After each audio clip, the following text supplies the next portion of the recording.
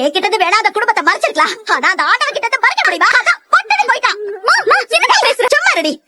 என்னடி அம்மா, உங்க அப்பா லட்சணம் தெரிஞ்சோ அதுல நான் கோவம் வருதா உனக்கு? நான் அப்படிதாண்டி பேசுவேன், அப்படிதான் பேசுவேன். அந்த ஆளு கொடைக்கானல எஸ்டேட் வாங்கி வச்சிருக்காரா? எஸ்டேட்.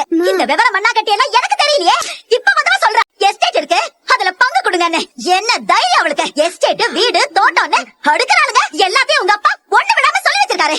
எல்லாத்தையும் சொன்னாரே, நம்ம கையில எதுவுமே இல்லன்னு சொன்னாரா? சொன்னாரா? அந்த பாழா போன தோட்டத்தை அவர் ஃப்ரெண்டு கிட்ட கொடுத்து ஏமாந்தாரே. இதோ இந்த வீட்டு மேல அவ்வளவு கடன் இருந்துச்சு. அத மீட்க எவ்வளவு கஷ்டப்பட்டோம், எவ்வளவு கஷ்டப்பட்டோம். அப்ப எங்க போச்சு அந்த குடும்பம்? நம்ம 4 பிள்ளைங்களும் அவ்வளவு கஷ்டப்பட்டாங்களே இந்த சொத்தை காப்பாத்துறதுக்கு. எங்க போனாங்க எல்லாரும்?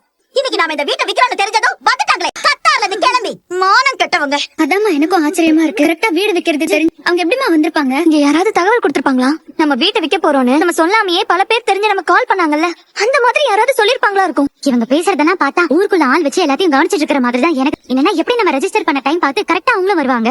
நாம கஷ்டப்படும் போதெல்லாம் இதுங்களை காணும். இப்ப அதுங்களுக்கு கஷ்டம் வரும்போது நம்ம உயிரை வாங்க கிளம்பி வந்துருச்சு. ஆமா, இங்க கொட்டி கிடக்கு பாருங்க. அந்த ஆளு கோடி கோடியா சம்பாதிச்சு வச்சுட்டு போனாரு. அதுல இருந்து கொஞ்சமா அள்ளி கொடுக்கறதுக்கு 4 பொம்பளை பிள்ளைங்களை வச்சுக்கிட்டு அவ கஷ்டப்படுவாளே. அவளுக்கு தேவையானதை முன்னாடியே பண்ணி வச்சுட்டு சாகணும்னு தெரியாதா?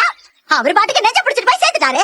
அந்த நேரம் உங்க எல்லாரையும் கூட்டிட்டு நான் தானே ரோட்ல நின்னேன். நாம கஷ்டப்படலையா? அந்த பசுபதி நம்ம வீட்டை